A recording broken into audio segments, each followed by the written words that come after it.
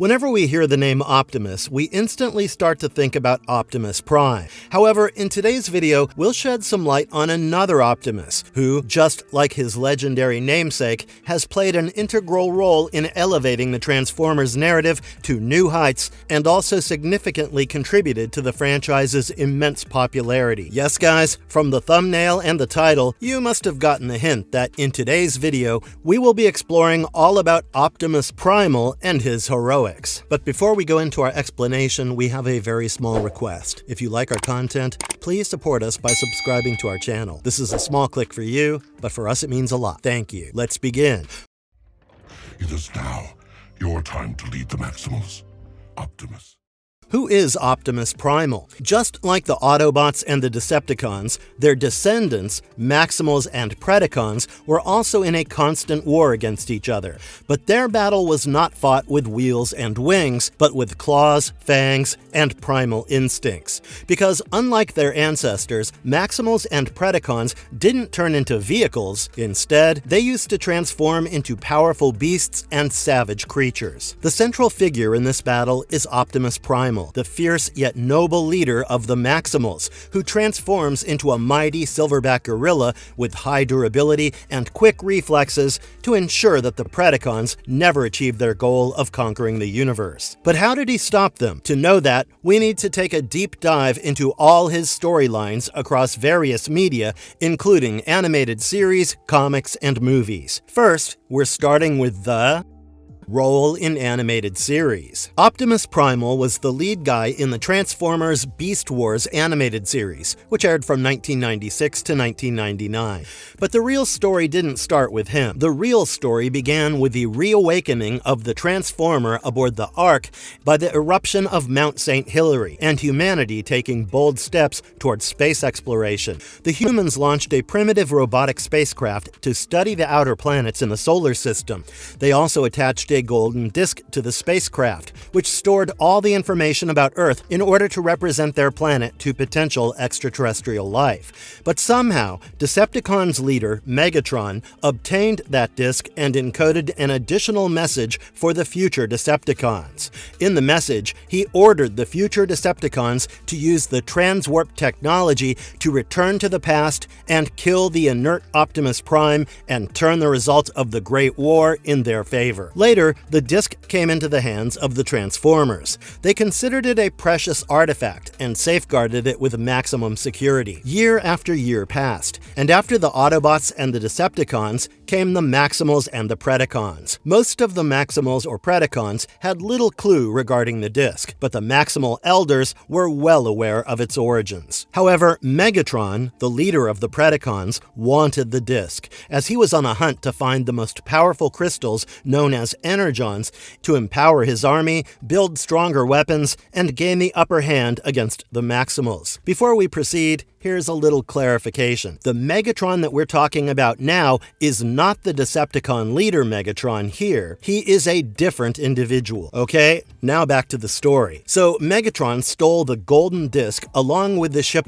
Darkseid, which had transwarp abilities. Optimus Primal, who was the captain of the ship Axelon, soon received the information that Megatron and Predacons had stolen the disc and the ship and were on the run. So Primal, along with his crew, chased the Predacons, and soon both ships entered a transwarp portal, finding themselves above a mysterious planet, which was actually the primitive Earth. Both ships engaged in a fierce battle, which left huge damage on both sides, and they were about to crash on the surface of that mysterious planet. However, before the crash landing, Primal ordered his crew to deploy the Maximal protoforms in stasis pods into space orbit, as they had developed poorly with vulnerable physical forms and would likely be destroyed in the initial crash. The stasis pods were deployed on time, and the ship crash landed. Luckily, nobody was injured, but the Maximals sensed that the planet on which they crashed had huge deposits of raw energon, which could be fatal for their robotic form. So the Maximals adopted beast forms, such as mammals, birds, or fish, to survive on this planet. Primal took the form of a silverback gorilla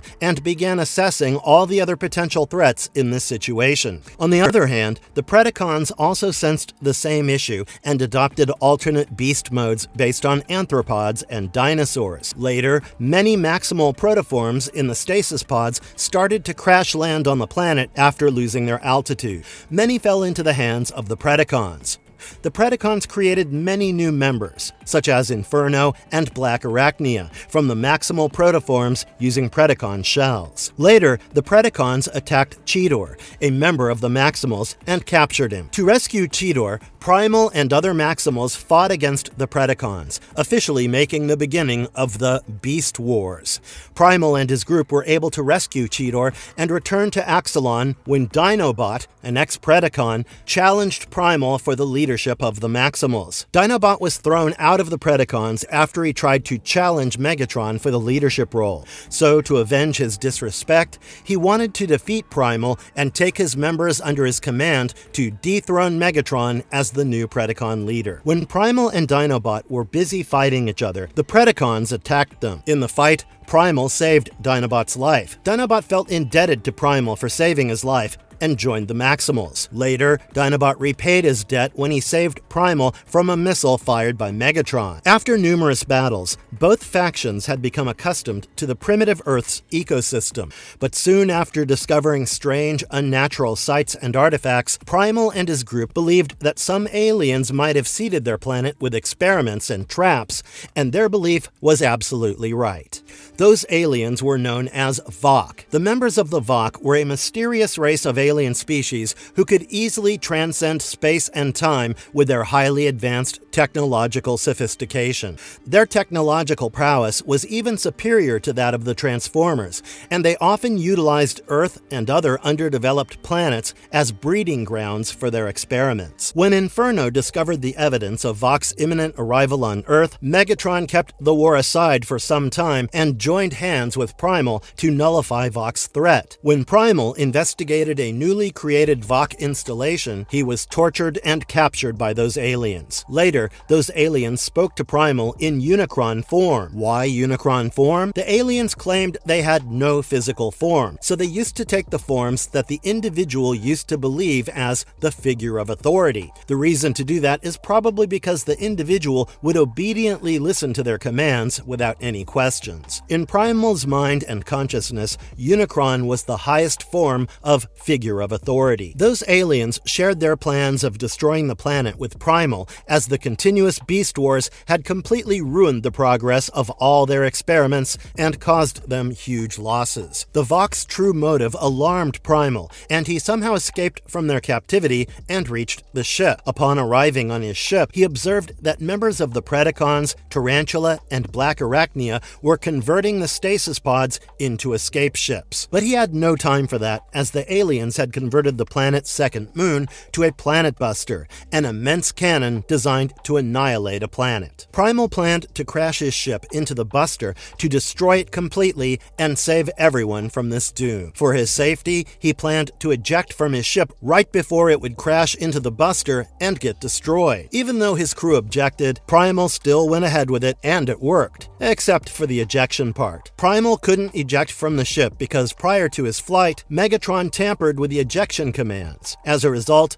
Primal, his ship, and the Planet Buster were reduced to space junk. Later, Rhinox, a member of the Maximals, discovered Primal's spark, or his heart in human terms, and placed it in a new transmetal body. The new transmetal body helped Primal transform into a mechanical gorilla. This new form was definitely an upgrade from his previous form, as it was equipped with blasters, machine guns, clubs, a hoverboard, and communicators. However, Primal was again captured and imprisoned in a Vok base, but this base was controlled by Megatron. Thus, another battle between the Maximals and Predacons began to rescue Primal. In the battle, both factions suffered heavy losses, but all was not lost for the Maximals, because after the battle, the Maximals received good news that the destruction of the Planet Buster created a transwarp wavefront, which could directly lead them to their home, Cybertron. Soon, help arrived in the form of a rebuilt Ravage. Ravage was once a Decepticon, who was reformatted into a Predacon after the Great War between the Autobots and the Decepticons. Since then, he had been working for the Tripredacus Council, one of the ruling bodies of the Predacon Alliance.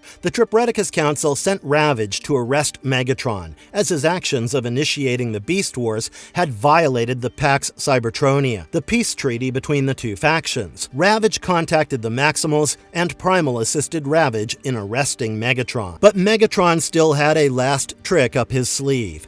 Megatron used a fragment from the Golden Disc and showed it to Ravage. The fragment contained the additional message from the Decepticon leader Megatron, which we discussed earlier. Megatron's move worked as Ravage was heavily moved by hearing the voice of his former master. As a result, he allowed Megatron to escape and reach the Ark, which was coincidentally present during that time frame on the planet. But before Megatron could kill Prime, Primal took Prime's spark inside him and got upgraded with new weapons such as cannons, missiles, shields, scanners, and lock-on lasers. Ultimately, the Maximals emerged victorious over the Predacons. Primal defeated Megatron and was later taken back to Cybertron in a burrowed Autobot shuttle. Finally, the Maximals left primitive Earth, and Primal openly declared the Beast War to be over. All the Maximals were delighted with this victory, but they were unaware that their worst nightmare was waiting for them. Later, the story continued in 1999's Transformers Beast Machines animated series, where Megatron prematurely freed himself from the captivity of the Maximals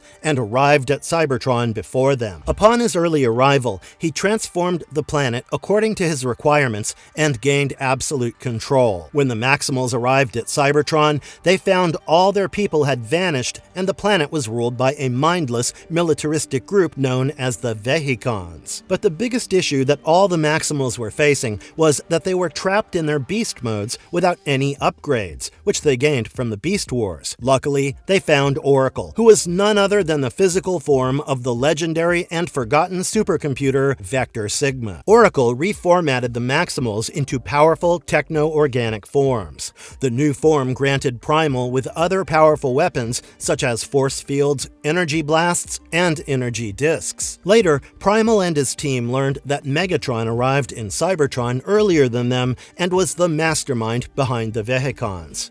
The Maximals became furious and waged war against Megatron. Optimus Primal sacrificed his life to defeat Megatron and bring a new age for Cybertron.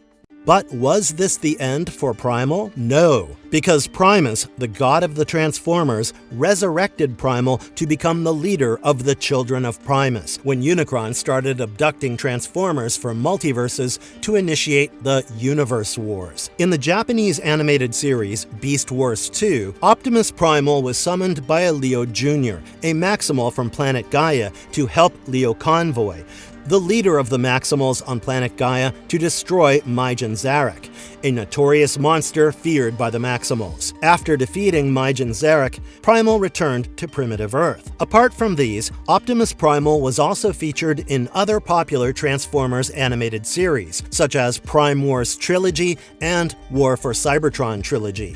However, we'll refrain from delving too deeply into those, as it would extend a single segment for an excessively long time. So next, we'll shift our focus to his role in comics. Optimus Primal has appeared in numerous comic and manga storylines, but most of them share the same premise as the animation series, with minor deviations here and there. But the Beast Wars 2 comic has a slightly different plot compared to the animation series. Here, Optimus Primal gets summoned by Apache and Scuba, both Maximals of Gaia, to bring the unstable Leo Convoy to normalcy. However, in 2005 IDW comic continuity, Primal was part of a different storyline. In 2005's IDW comic continuity, the story began 12 million years ago, when Optimus Primal was just a mere Maximal working under the command of Liege Maximo, one of the 13 original Primes that Primus created to defeat Unicron. But unfortunately, Maximo and his men were forced to hide in the shadows when Megatronus and his Darklander army conquered the Forgotten Plains. Soon, they came into into contact with someone known as Optimus Prime, who was none other than the time-traveling Shockwave, who was on a mission to rewrite the history of Cybertron and ensure the dominance of the Cybertronian species over others. To set his plans in motion, Onyx took control of Maximo's army and merged them with his troops. Primal was one of those men who joined Onyx's army and followed his new leader to the Crystal City. Later, Onyx's army joined the Trion's council to battle the Darklanders. Now, cut to 2 million years later, Primal had become an integral member of Onyx's innermost circle.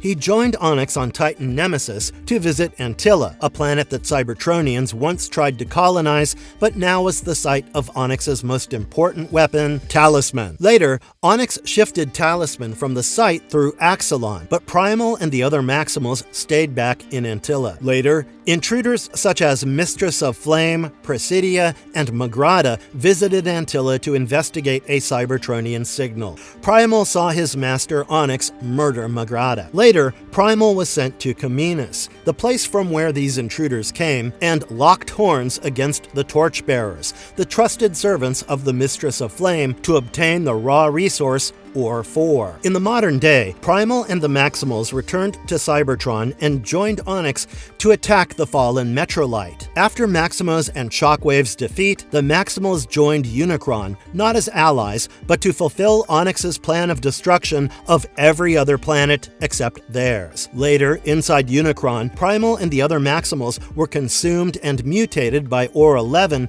and were reborn as monstrous warriors. Primal later returned to the Earth in his old beast form with the other Maximals and landed in Toronto and started wreaking havoc to build Onyx's new empire. But soon the G.I. Joes came in to control the situation. Primal got overpowered by Storm Shadow and Snake Eyes, who sliced him into bits. Now we are moving on to his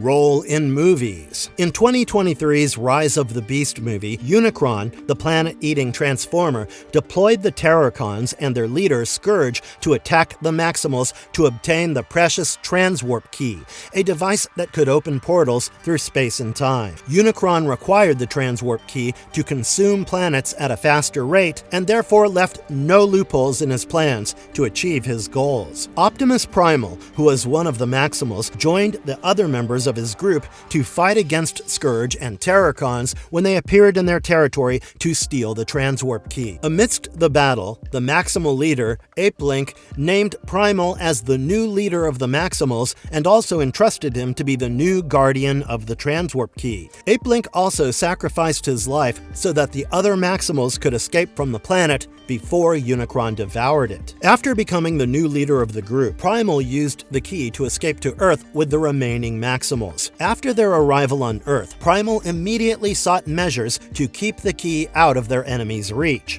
Primal split the key into 2 halves and decided that 2 teams would safeguard each half. Primal and other Maximal members, such as Cheetor and Rhinox, chose to guard one half of the key, while Erasor, a wise and compassionate high-flying Maximal, along with other Maximals, decided to guard the other half of the key. Initially, Primal kept their half of the key in a hidden temple in Peru, but later, when Primal and other Maximals befriended the local humans, they entrusted them to safeguard the key instead. On the other hand, Erasor was also liked by the humans, so they built a statue to honor her, where the other half of the key was hidden. After that, the Maximals remained hidden for many thousands of years. But things changed for the Maximals in 1994 as Erasor's statue was discovered and brought to Ellis Island in New York City.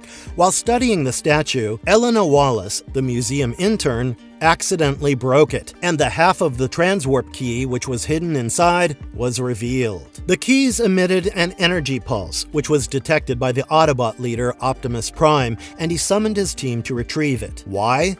Because he believed that the key's power could possibly help them return to their home planet, Cybertron. Mirage, an Autobot, also roped in Noah Diaz, an ex-military electronics expert, as a human ally for their mission.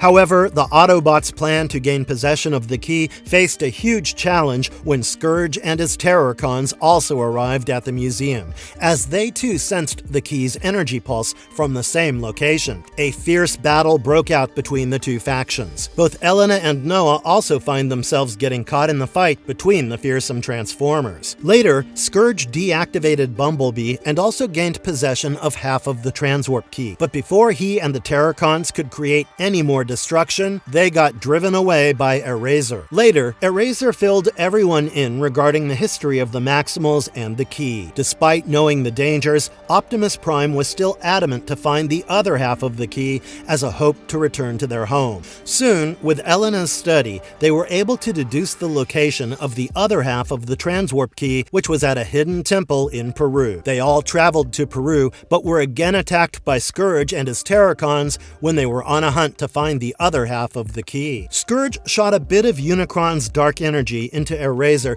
to slowly corrupt her body. Later, Eraser and the Autobots met Optimus Primal and the other Maximals, who explained to them that they had moved the other half of the key to a human tribe. Primal led everyone to the place where the key was hidden. Later, Scourge's corrupting powers took full control over Eraser's body, and Primal had to put his infected teammate down for good. However, this battle benefited Scourge as he was able to get his hands on the other half of the key. Scourge used the key to open the portal and summon Unicron to Earth. Both Autobots and the Maximals took part in the final battle to overthrow Scourge's plan. In the end, Prime killed Scourge and destroyed the keys and collapsed the portal, which in turn created an imploding vortex, which was pulling in each and every one.